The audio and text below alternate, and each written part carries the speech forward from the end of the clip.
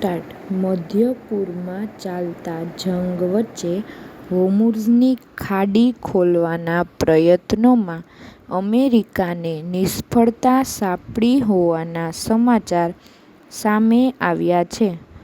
હોર્મુઝની ખાડી ખોલવા માટે ગયેલા અમેરિકાના યુદ્ધજહાજો ઈરાનના નૌકાદળની કડક ચેતવણીના લીધે પરત ફરવાની ફરજ પડી છે.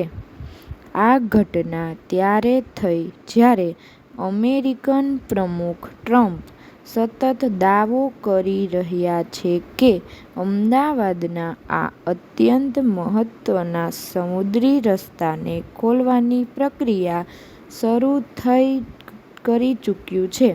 ઈરાનના સરકારી ટીવીનું કહેવું છે કે અમેરિકન યુદ્ધજહાજોને ચેતવણી આપવામાં આવી હતી કે જો તે હોર્મુઝની ખાડી પાર કરે છે તો 30 મિનિટની અંદર તેના પર હુમલો કરવામાં આવશે.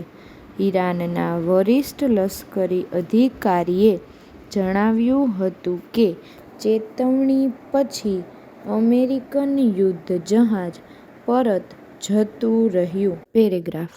અમેરિકા અને ઈરાનના પ્રતિનિધિઓ વચ્ચે ઇસ્લામાબાદમાં વાતચીત થઈ હતી. મોહમ્મદ બગર ગાલિબાફના નેતૃત્વમાં ઈરાનનું પ્રતિનિધિમંડળ ઇસ્લામાબાદ પહોંચ્યું હતું.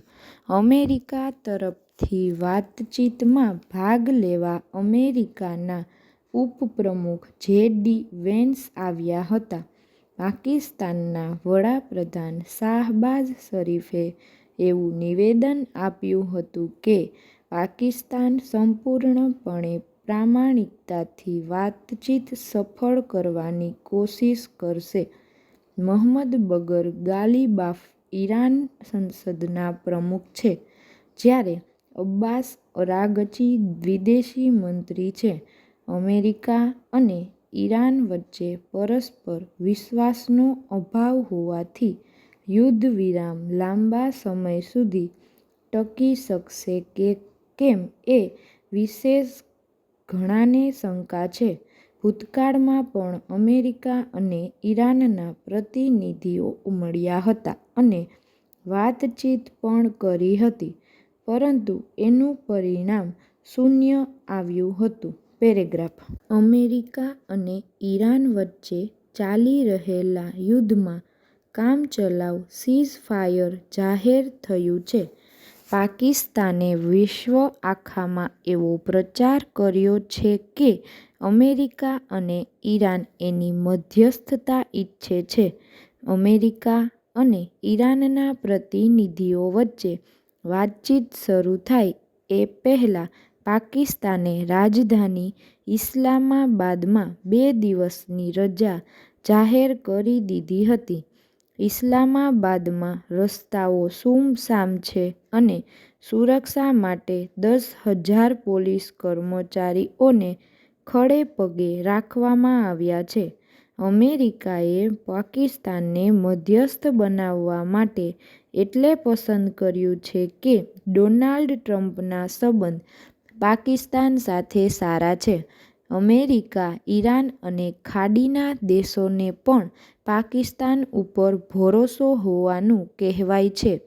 પાકિસ્તાનમાં થતી ચર્ચા પ્રમાણે પાકિસ્તાન સૈન્યના પ્રમુખ અસીમ મુનીરના પ્રયત્નને કારણે યુદ્ધ વિરામ શક્ય બન્યો છે.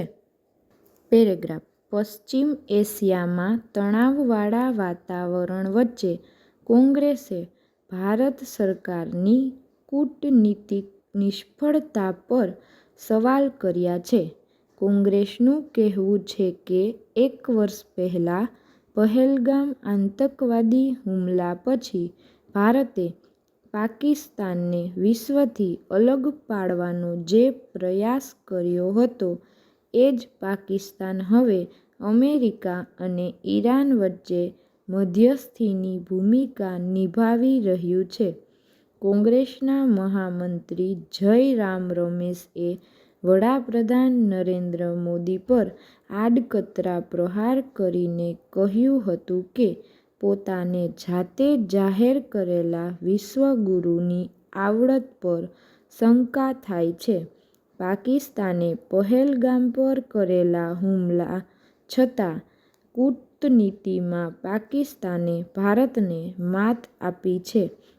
2008ના મુંબઈ પર થયેલા આતંકવાદી હુમલા પછી તત્કાલીન વડાપ્રધાન ડૉ. મનમોહન સિંહે પાકિસ્તાનને એનું સ્થાન બતાવી દીધું હતું. પેરેગ્રાફ જમ્મુ કાશ્મીરના પહલગામમાં થયેલા આતંકી હુમલાને લઈને ચોંકાવનારો ખુલાસો થયો છે.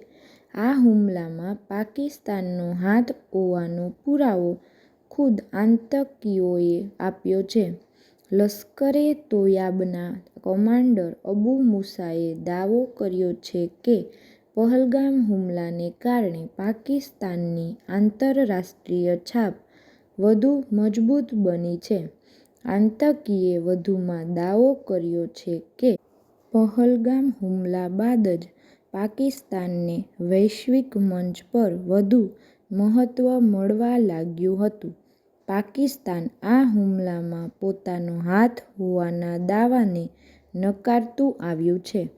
સૌથી આશ્ચર્યજનક વાત છે કે આ આતંકવાદીએ દાવો કર્યો છે કે પહલગામ હુમલાને કારણે પાકિસ્તાનની છાપ મજબૂત થવાથી અમેરિકા અને ઈરાન વચ્ચે મધ્યસ્થતાની તક પાકિસ્તાનને મળી હતી.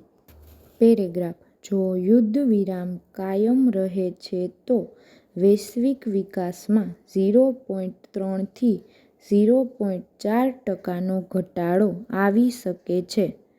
જો યુદ્ધ વિરામ તૂટી જાય છે તો આ ઘટાડો 1% સુધી પહોંચી શકે છે. તેનો વ્યાપક પ્રભાવ વેપાર, ઊર્જા બજારો અને નાણાકીય વ્યવસ્થા પર પડશે. તેમણે જણાવ્યું હતું કે મોંઘવારીનું દબાણ પણ વધવાની સંભાવના છે. બંગાએ સંકેત આપ્યો હતો કે યુદ્ધ વિરામની સ્થિતિમાં વૈશ્વિક મોંઘવારી દર 200 થી 300 બેસિસ પોઈન્ટ વધી શકે છે. જો યુદ્ધ લાંબુ ખેંચાય તો આ મોંઘવારીમાં 0.9% સુધીનો વૃદ્ધિ થઈ શકે છે. વિકાસશીલ અર્થતંત્રોમાં સ્થિતિ વધુ ગંભીર થતી જોઈ શકાય છે. અહીં ખરાબમાં ખરાબ સ્થિતિમાં મોંઘવારી 6.7% થઈ શકે છે.